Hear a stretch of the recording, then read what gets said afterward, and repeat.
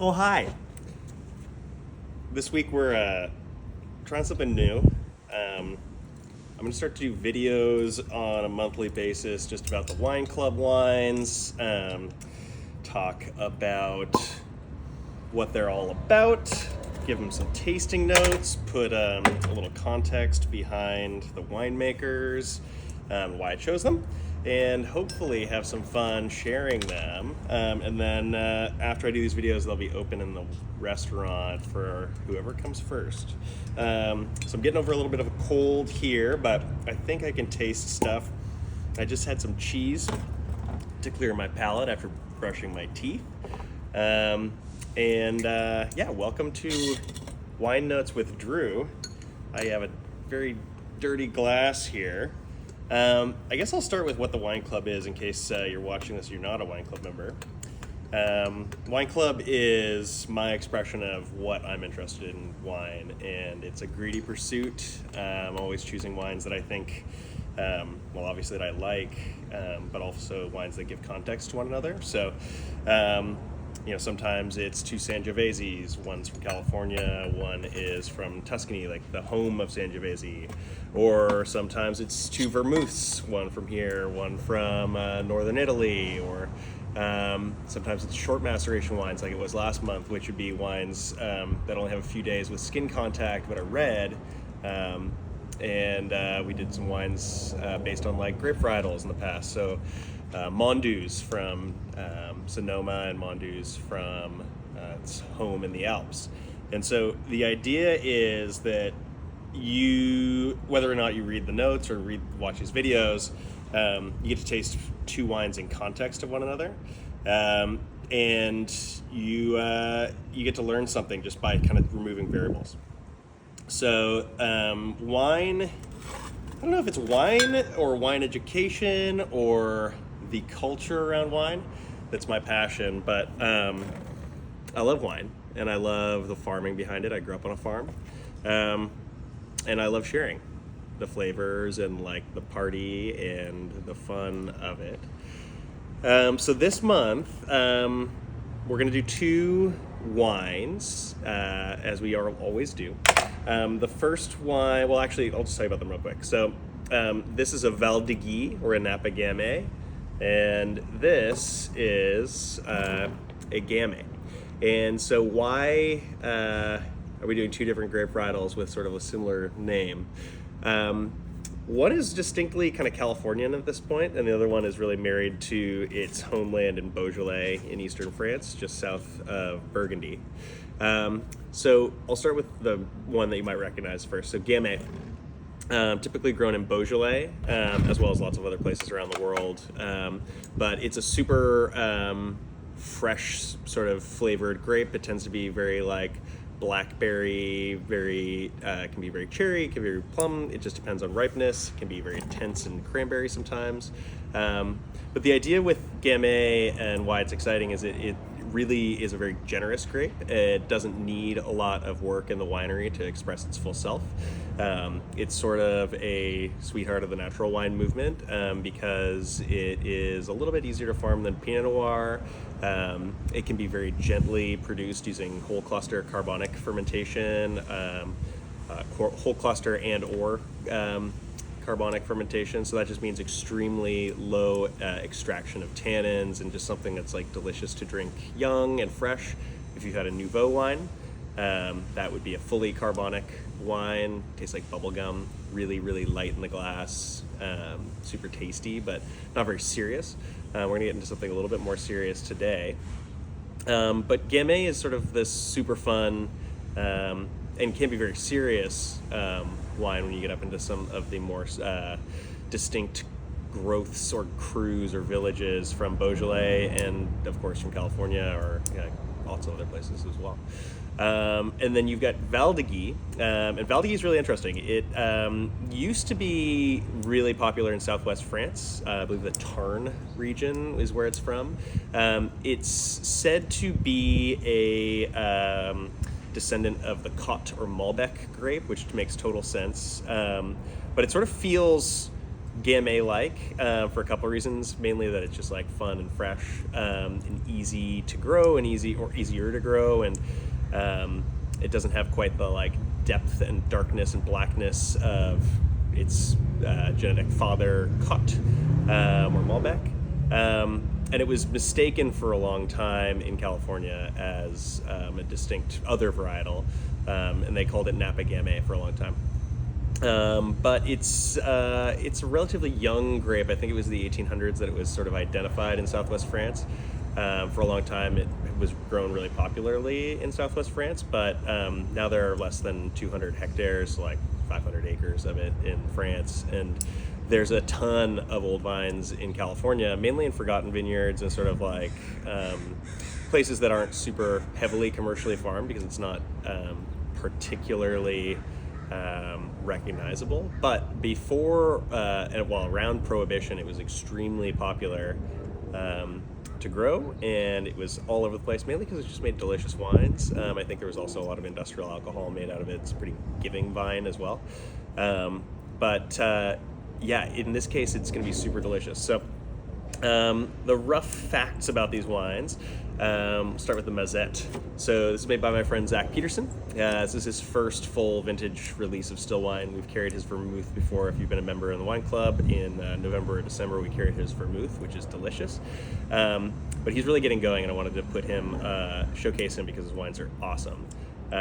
He's got an incredible approach to winemaking with sort of like this wild minimalism, and that goes the same in the vineyard. He is a fully regenerative no-till farmer. Kind of talks about pocket vineyards and rescuing forgotten vineyards from our region that are underappreciated and oftentimes like bought by people or adopted by people who don't really have a plan for them. So he steps in and has this really great approach to just giving a certain sense of healthful wildness to the vineyard, and I think that translates into the wine too.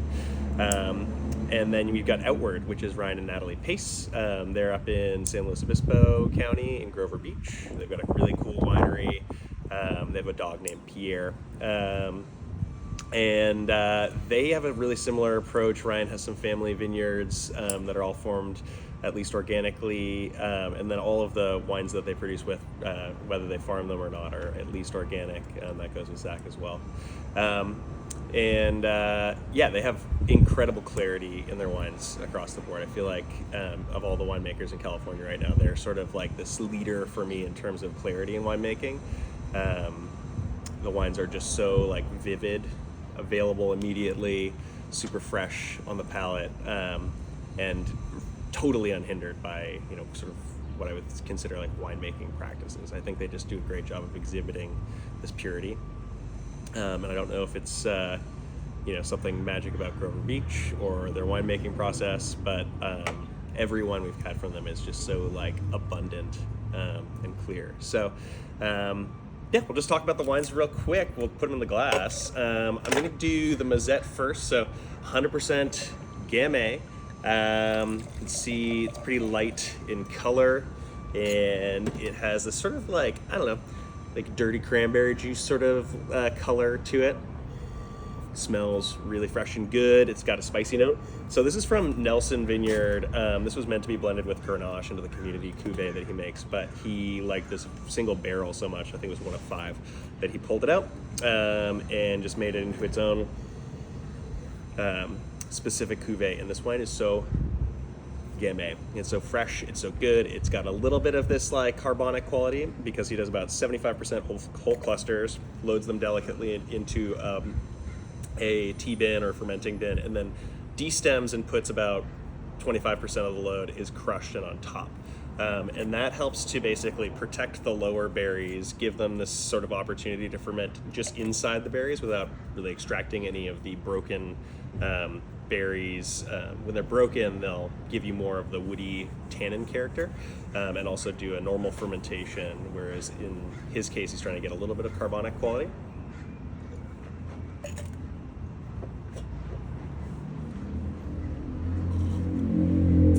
I can get into carbonic maceration, intercellular fermentation, but basically what you need to know is it just like gives a real focus on like the most delicate fruit qualities of the wine, because It's not yeast that's fermenting entirely. In this case, it's mix, but it's actually the enzymes inside the berry starved for oxygen in a carbonic or CO2-filled environment. They are taking sugar off, or rather oxygen off of sugar molecules and converting sugar into alcohol in a different way than yeast does. And that gives you a more sort of like, I don't know how to describe it. It's like, it feels synthetic in a natural way. It gives you a freshness. It gives you like a preserved quality. If you've ever had like freeze-dried strawberries type of deal, I get a little bit of that with this. I get this light bubble gum and then like blackberry candy, strawberry candy fruit. It has a really nice tannin quality to it, but it feels like black tea tannins, like very clean and crisp and like sort of grips you and then it lets you go. The body of this wine is pretty light. Both these wines should be chilled a little bit. I just pulled them out of the fridge. It's a hot day. I feel like it's the first day of summer here on, May 7th? May 9th, pardon me. But it's, it's such a fresh, crunchy, but like also feels like a little bit sort of like not so much crunch to like be bitter or astringent. It's like got this lovely wholeness to it. There's a little bit of florality to the wine. It's like kind of pink roses, not geranium, but like just think about like the delicate soft flowers of a pink rose that I'm picking up for my mom today for Mother's Day. Yeah, this wine's so good, so fresh.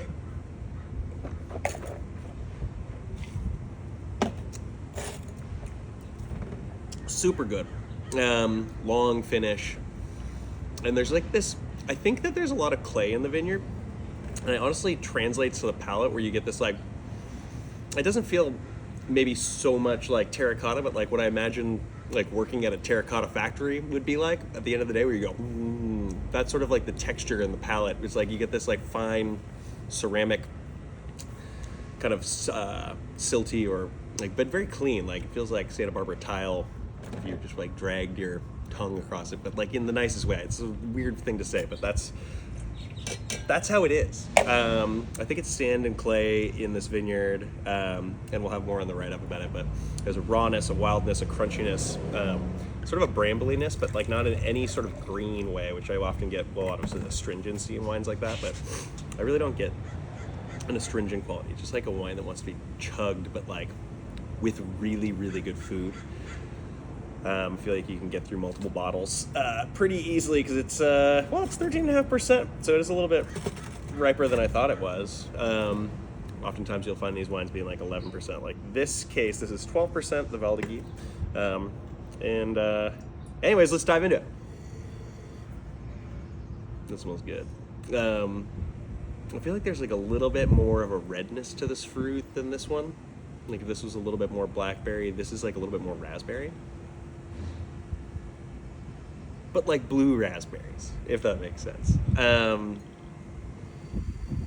Like almost like those blue raspberry sour tarts, or like, you know what I'm talking about. Gummy candies. I love gummy candy. Sour gummy candies. Oh man. So also like you get this like a little bit of floral quality. Less spicy, more like just pure like fruit, like sour candy bag, like, but in a natural way. Because like oftentimes you'll get like something that's totally smells like, like a synthetic type of flavor. But this smells like that good type of sour candy you get from like Denmark or Sweden, like where it's like all natural European ingredients. Or, Percy Pig is a type of candy that you get from England. It smells like opening a fresh bag of those Percy Pigs.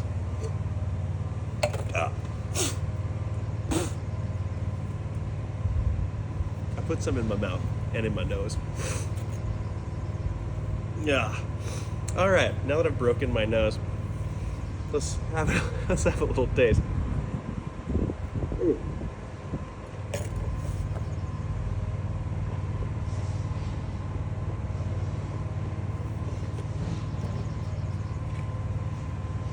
That wine is so good.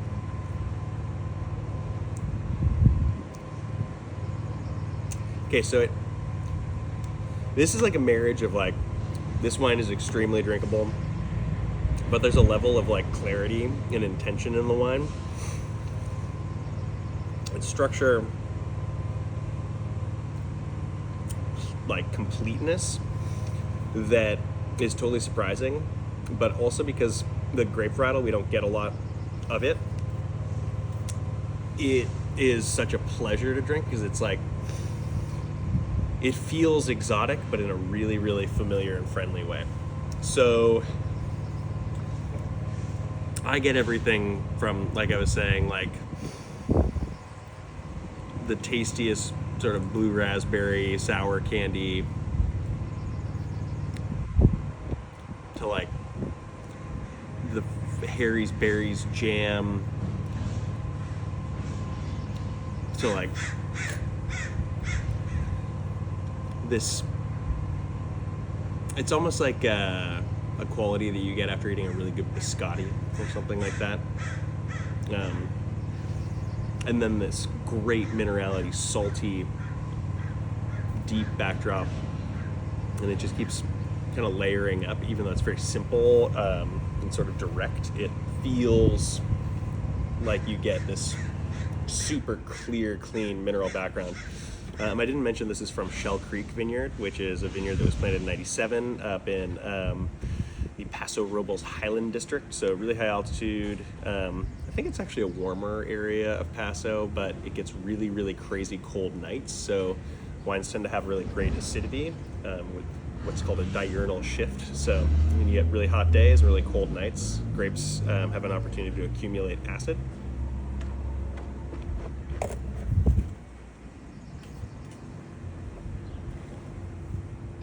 These vines are about 20 years old, and they're like, this is my favorite Valduguie. Not that we get a lot of Valduguie out there. These wines share a really similar texture at the finish. Sort of like black tea meets clay tannin. Shell Creek is really cool. It's a very calcareous soil. This part of Paso is an ancient seabed, and so it's a kind of like a limestone crumbling vineyard that's like ancient seabed.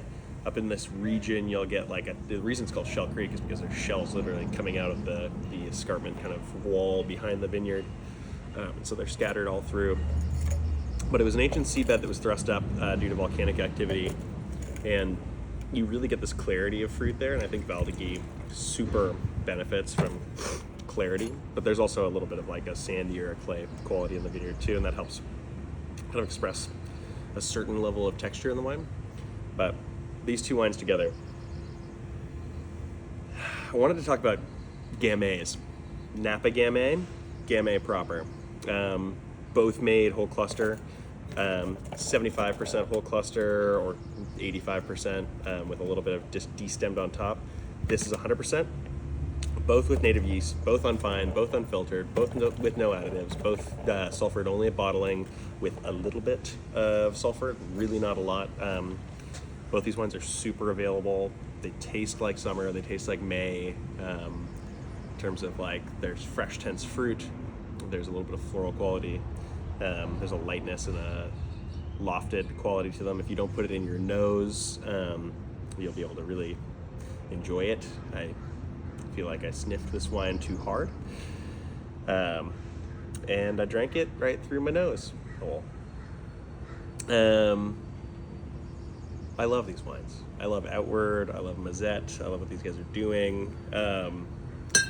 Yeah, there's a certain sense of clarity across the board in these wines that you don't always get, but I feel like we get a lot at Satellite. Maybe I'm drawn to it. I probably am.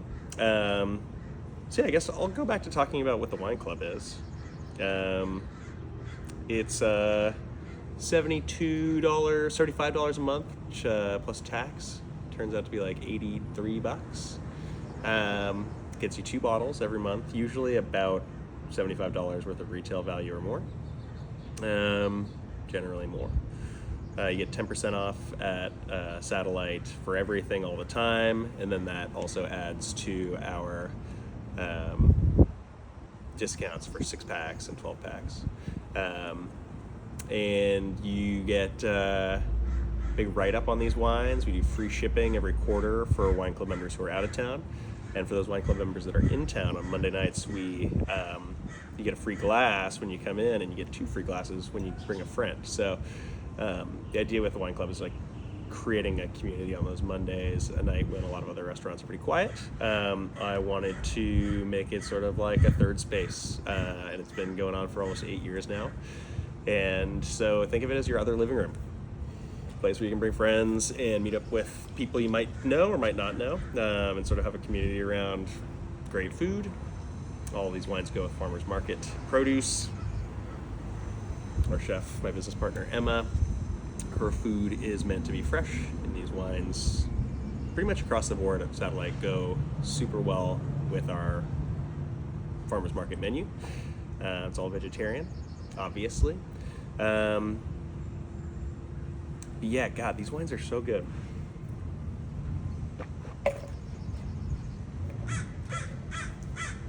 They're otherwise not very available. You can't really get Mazette wines anywhere right now.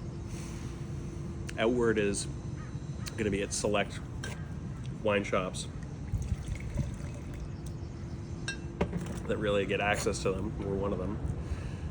Both these producers were just at our Natural Wine Fest, called the Central Coast, or the Natural Coast Wine Festival. It's the last weekend in April every year, so book a calendar for next year. It'll be on a Saturday. I think it's the 25th. Yeah, Zach, Natalie, Ryan, making sick wines. They go with this beautiful sunny day. I'm at the factory, by the way. It's a new space we've got, event space. You should come check it out. But that's enough for me. I have wine in my nose, and I've got wine in my heart. And I'm super glad to share these wines with our wine club members this year, or this month in May. And I'll keep on putting out videos if it's helpful and fun. So I love you.